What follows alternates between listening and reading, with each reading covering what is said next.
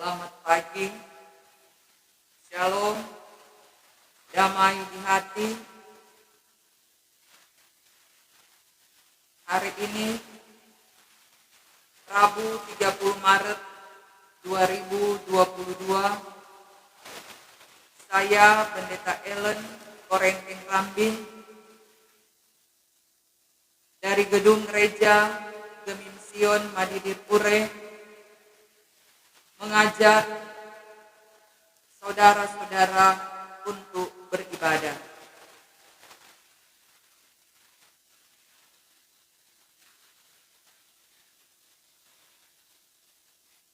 Mari kita memuji Tuhan dengan melakukan bersama-sama Kidung Jemaat nomor 32, Kulihat Salibmu. Kulihat salibmu, ya juru selamatku, di Golgota. Terimalah doaku, hapuskan dosaku. Akulah milikmu selamanya.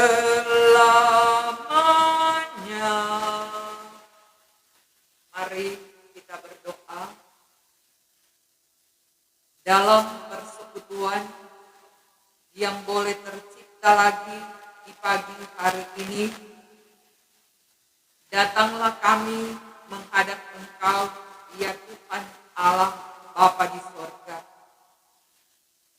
Dalam segenap kasih setiamu, Engkau Tuhan telah membawa kami sampai pada hari ini dengan segenap kebaikan dan kemurahan-Mu. Engkau menjaga, melindungi, dan memberkati kami,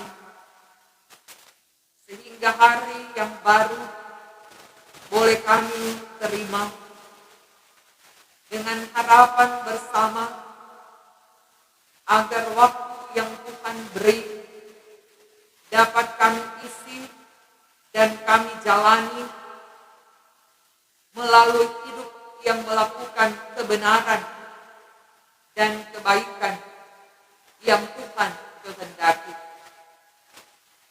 Hanya di dalam dan melalui firman-Mu kami dapat memenuhi semuanya.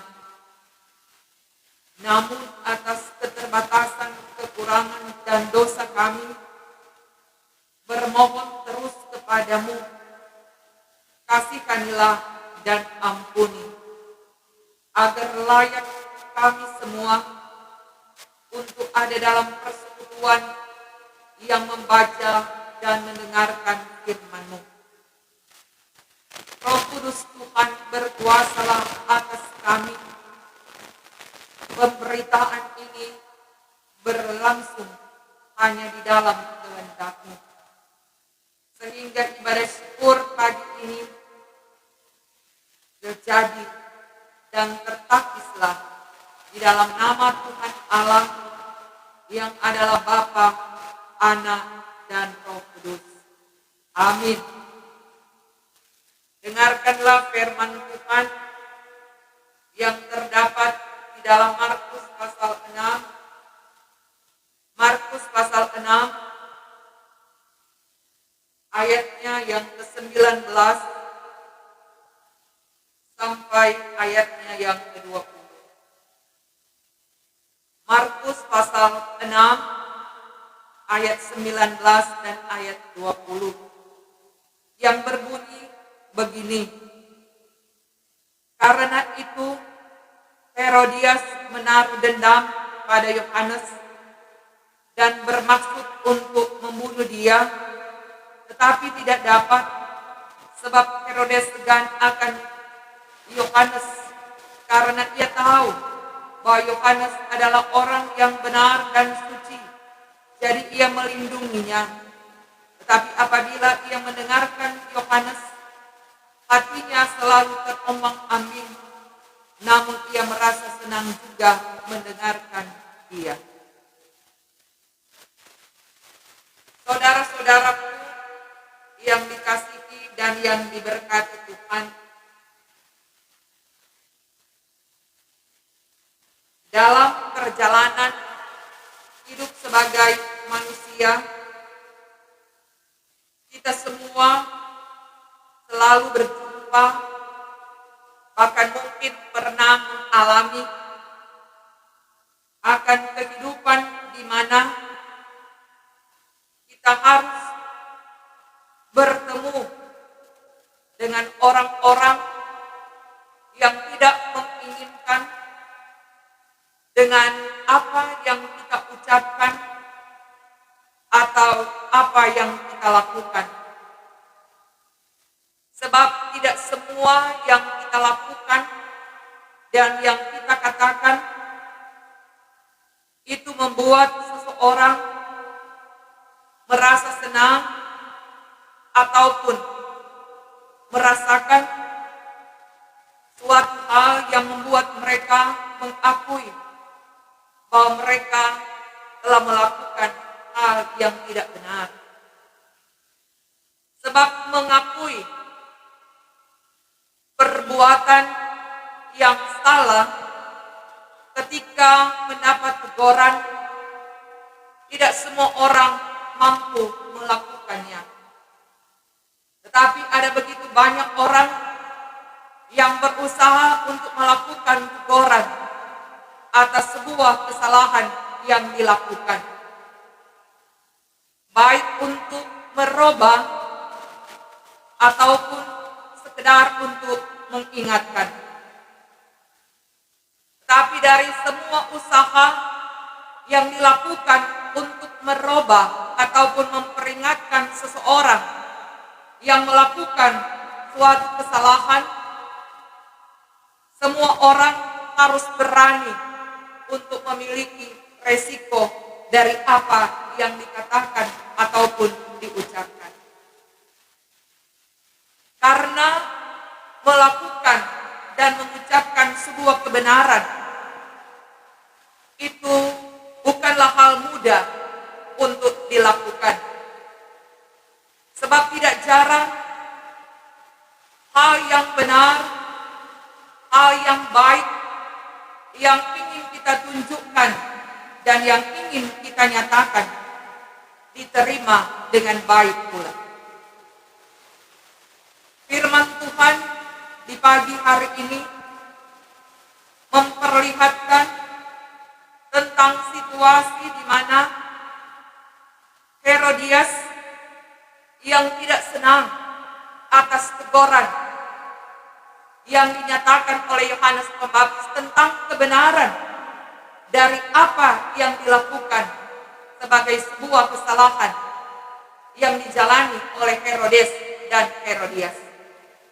Sebab mereka melakukan sesuatu yang ditentang dan dilarang, sebab mengambil istri dari saudara.